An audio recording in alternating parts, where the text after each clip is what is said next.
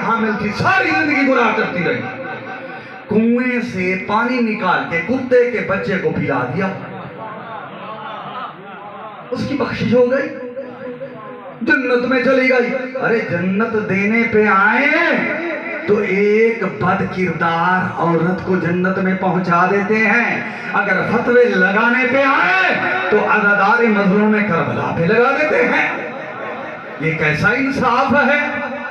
حالانکہ میں نے پہلے بھی ایک مجلس میں بتایا تھا کہ مخدومہ کونین سیدہ سلام اللہ علیہ فرماتی ہے کہ میں سیدہ اس وقت تک جنت میں نہیں جاؤں گی جب تک اپنے بیٹے حسین کے گناہگار عزاداروں کو جنت نہ بھیجوں، اور کائنات کی جتنے بھی گناہگار شیعہ ہیں، گناہگار عزادار ہیں، ان کی بخشش کے لیے میرے بیٹے عباس کے 2 بازو کافی ہے۔ یہ جناب سیدہ کا فرمان ہے، میں اپنی طرف سے نہیں بیان کر رہا، کیونکہ ذمہ داری کے ساتھ اگر امامہ سر پہ رکھا ہوا ہے تو بات بھی ذمہ داری کے ساتھ کرنی چاہیے۔ ایسے نہیں ہے کہ کل کو اگر میں یہاں سے چلا جاؤں تو کوئی بندہ آ کے مرشد سید حسن شاہ صاحب سے کہے کہ شاہ جی آپ نے کیسا مولوی بلایا تھا، خطیب بلایا تھا، اس نے فلاں بات کی لیکن اس کا ثبوت نہیں ہے۔ قرآن سے بھی دلائل دے سکتا ہوں، احادیث سے بھی دلائل دے سکتا ہوں کہ عزادار کے لیے جنت واجب ہے۔ یہ لوگ تو فتوے لگاتے ہیں، ایک مولوی کو ایسے پریشانی ہوئی جو رسول پاک نے فرمایا من بکا علی الحسین و ابکا و تباکا وجبت لہ الجنہ، کہ جو بھی امام حسین علیہ السلام کے غم میں روئے رلائے یا رونے کی شکل بنائے تو اس پہ جنت واجب ہو جاتی ہے۔ جو بھی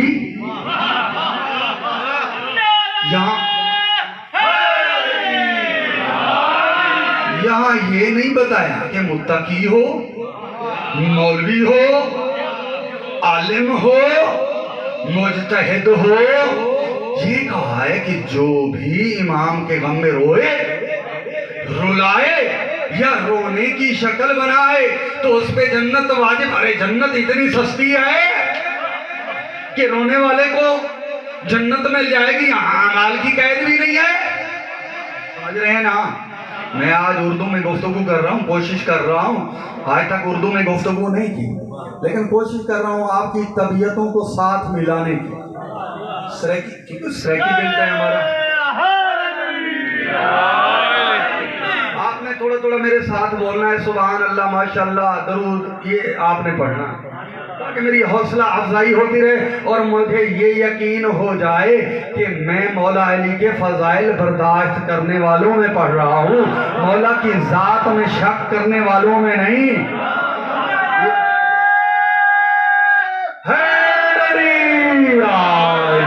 یہ آپ سبحان اللہ یا ماشاءاللہ کہیں گے تو اس سے میری حوصلہ افزائی ہو جائے گی اور اس کا ثواب آپ کو ملے گا۔ اور اس کا ثواب بتا دوں، معصوم فرماتے ہیں جو بھی ایک مرتبہ سبحان اللہ کہتا ہے تو جنت میں اس کی طرف سے ایک درخت لگا دیا جاتا ہے۔ جو بھی ایک مرتبہ سبحان اللہ کہے گا جنت میں درخت لگ جائے گا۔ تو جب رسول پاک نے یہ حدیث ارشاد فرمائی کہ ایک مرتبہ سبحان اللہ کہنے سے جنت میں درخت لگ جاتا ہے، ایک صحابی کھڑا ہو گیا، یا رسول اللہ ہمارے تو جنت میں باغات ہوں گے، ہم تو ہر نماز کے بعد تسبیح پڑھتے ہیں، سبحان اللہ کی، اللہ اکبر کی، الحمدللہ کی، ہم تو اتنا پڑھتے ہیں، اتنا سبحان اللہ، اٹھتے بیٹھتے سبحان اللہ پڑھتے ہیں، کسی چیز کو دیکھتے ہیں تو سبحان اللہ پڑھتے ہیں، جب نماز کے رکوع میں جاتے ہیں، سجود میں جاتے ہیں، سبحان اللہ پڑھتے ہیں، ہمارے تو باغات لگ چکے ہوں گے۔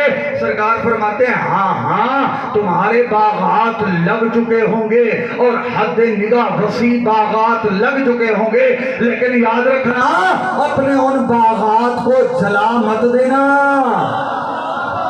آگ مت لگا دینا۔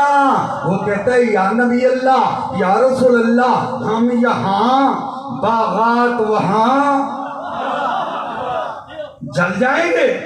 کیسے جل جائیں گے؟ سرکار مسکرا کے فرماتے ہیں جس طرح یہاں یہ عمل کرنے سے وہاں باغات لگ جاتے ہیں، اسی طرح ایک ایسا عمل ہے جو یہاں کرو گے تو جنت کے باغات جل جائیں گے. کہا یا نبی اللہ وہ کون سا عمل ہے بتا دیجئے تاکہ ہم احتیاط سے کام لیں. تو سرکار نے مسکرا کے فرمایا بغض علی ابن ابی طالب، وہ میرے بھائی علی سے بغض ہے. جو بندہ یہاں پہ میرے بھائی علی سے بغض رکھے گا اللہ جنت میں لگے ہوئے باغات کو جلوا دے گا.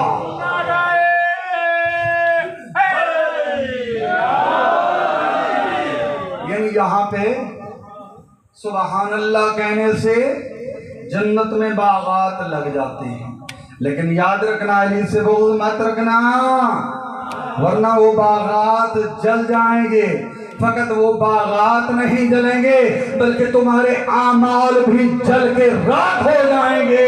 اس لیے آقا خمینی نے اپنی کتاب آداب نماز میں لکھا ہے صفحہ نمبر 201 پہ کہ ولایت علی کے بغیر اعمال و عبادات کی مثال ایسی راکھ کی مانند ہے جسے تیز ہوا اڑا کے لے جاتی ہے.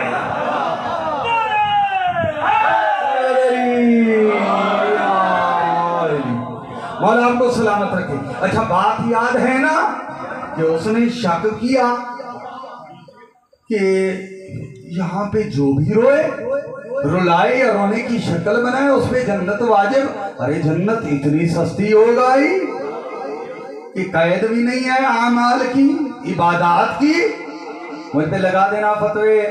ارے عبادات کے گھمنڈ میں علی کو مت چھوڑنا، علی سے مت بغض رکھنا ورنہ خدا کی قسم یہاں دنیا میں بھی خسارہ ہے آخرت میں بھی خسارہ ہے.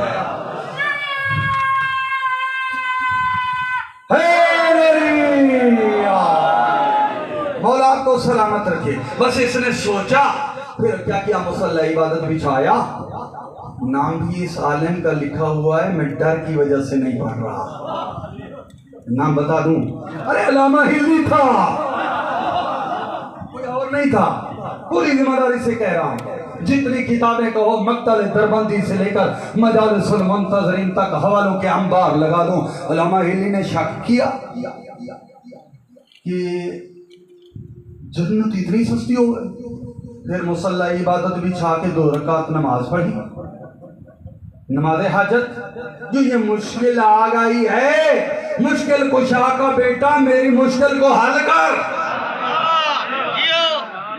بس اس نے دعا مانگی، نماز پڑھ کے مصلی عبادت کو ایک طرف رکھ دیا.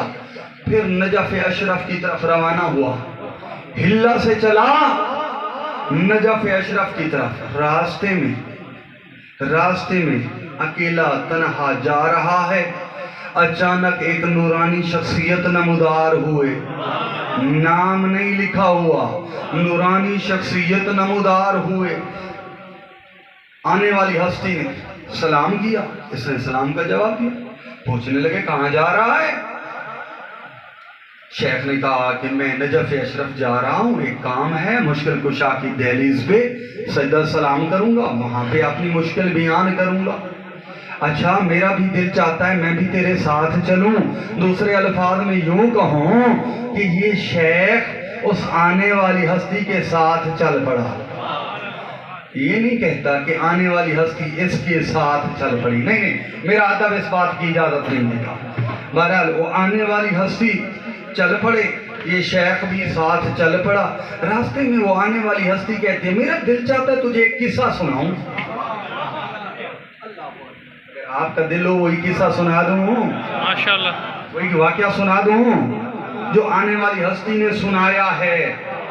تو آنے والی ہستی نے کہا یہ بتا کہ ایک واقعہ سناتا ہوں، اس کے بعد جو سوال ہے وہ تو نے اس کا جواب دینا ہے. ایک بادشاہ تھا، شکار کی غرض سے اپنے ساتھیوں کو ساتھ لے کے جنگل میں گیا. شکار کے لیے ہرن کا پیچھا کیا، ہرن غائب ہو گیا دور دراز جا کے. یہ اپنے ساتھیوں سے بچھڑ گیا، ساتھیوں سے بچھڑ کے اب جنگل میں یہ بھٹک گیا، راستہ بھول گیا کہ کہاں جانا تھا، کہاں سے آیا تھا۔ 3 دن تک مسلسل بھوکا پیاسا جو کچھ اس کے پاس تھا وہ ختم ہو گیا۔ وہ بھٹکتا رہا، آخر مرنے کے قریب پہنچا۔ ادھر ساتھی بھی ڈھونڈ رہے ہیں لیکن یہ مل نہیں رہا بادشاہ۔ اب یہ بادشاہ جب مرنے کے قریب پہنچا تو دور اسے ایک خیمہ نظر آیا، اس کے قریب پہنچا، توجہ ہے نا، پریشان ہو گئے ہیں۔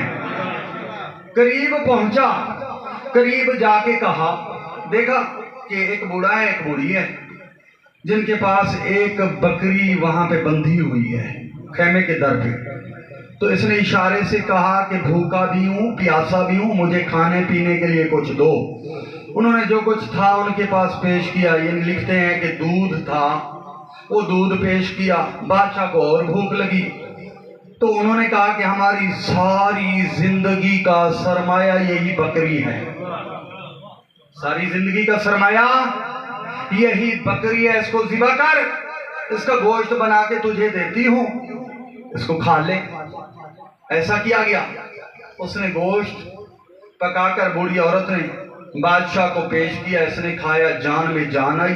پھر بتایا کہ میں فلاں علاقے کا بادشاہ ہوں، جب کبھی مشکل آئے تو میرے دروازے پہ ضرور آنا، میں احسان کا بدلہ چکاؤں گا۔ تمہارا احسان ہے، تم نے میری زندگی بچائی ہے، میں موت کے دہانے پر تھا، یہاں کھانے پینے کی کوئی چیز نہیں تھی، جنگل بیابان تھا، جب بھی مشکل آئے تو میرے در پہ ضرور آنا، میں تمہاری خدمت کروں گا۔ یہ کہہ کر وہاں سے روانہ ہوا۔ ادھر ساتھی بھی مل گئے، راستہ بھی مل گیا، یہ واپس اپنے محل میں پہنچا۔ کچھ دنوں کے بعد وہ بوڑھا اور بوڑھی انہوں نے سوچا کہ ہم کب تک یہاں بھوکے پیاسے بیابان جنگل میں رہیں، وہ بادشاہ ہے، یقیناً وہ ہمیں مال دولت دے گا، کچھ نہ کچھ دے گا، ہم اس کے پاس جائیں، اسے اپنی غربت بیان کریں۔ یہ سوچ کر دونوں میاں بیوی وہاں سے چلے، بادشاہ کے محل کے قریب پہنچے، بادشاہ کو اطلاع دی گئی۔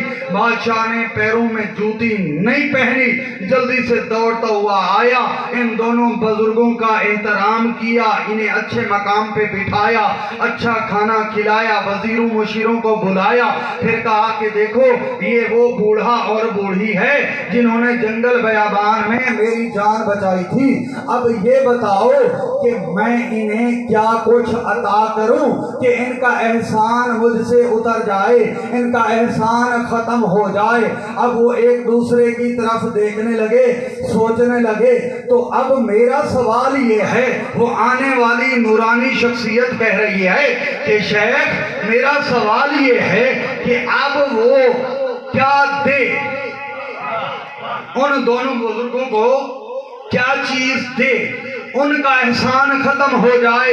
تو شیخ کہتا ہے کہ اگر بادشاہ اپنی ساری بادشاہی تخت و تاج سمیت اپنی ساری جائیداد اس بوڑھے اور بوڑھی کو دے دے، پھر بھی ان کا احسان زیادہ ہے، بادشاہ کا کوئی احسان نہیں ہوگا، کیونکہ انہوں نے بادشاہ کی جان بچائی ہے۔ جب شیخ نے یہی جواب دیا تو آنے والی ہستی کہتی ہے، شیخ تجھے یہ سوچتے ہوئے شرم نہیں آتی کہ جنت اتنی سستی ہو گئی ہے کہ امام حسین کے غم میں رونے رلانے یا رونے کی شکل بنانے والے کو اللہ جنت دے دے گا، جنت اتنی سستی ہو گئی ہے۔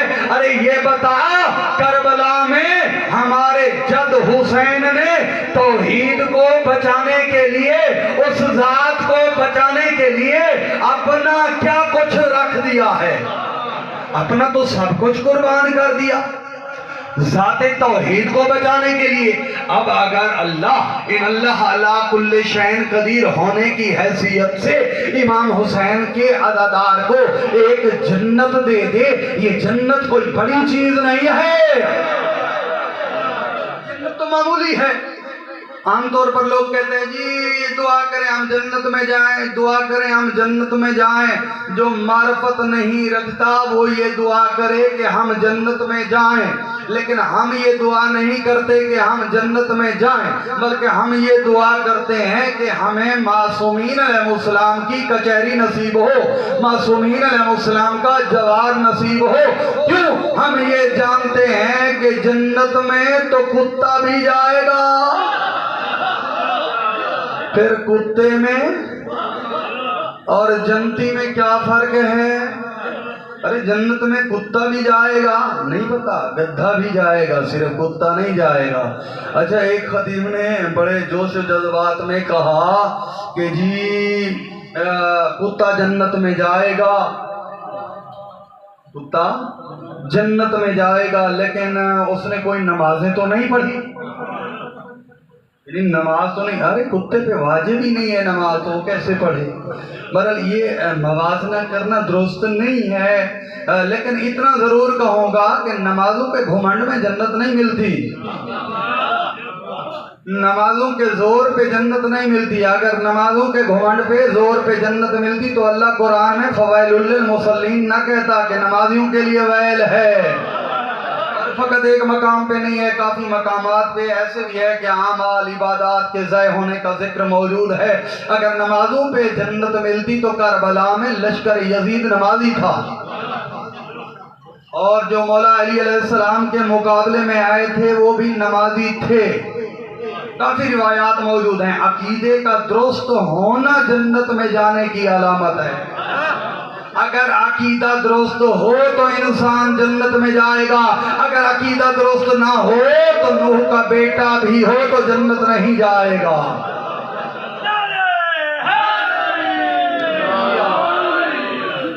شاعر نے قلم اٹھایا، وہ کہتا ہے کرتاس شفاعت کے سوا اور بھی کچھ مانگ، کرتاس شفاعت کے سوا اور بھی کچھ مانگ، محشر میں مودت کی جزا اور بھی کچھ مانگ، جنت مجھے بخشی تو صدا غیب سے آئی، شبیر کے ماتم کا صلہ اور بھی کچھ مانگ۔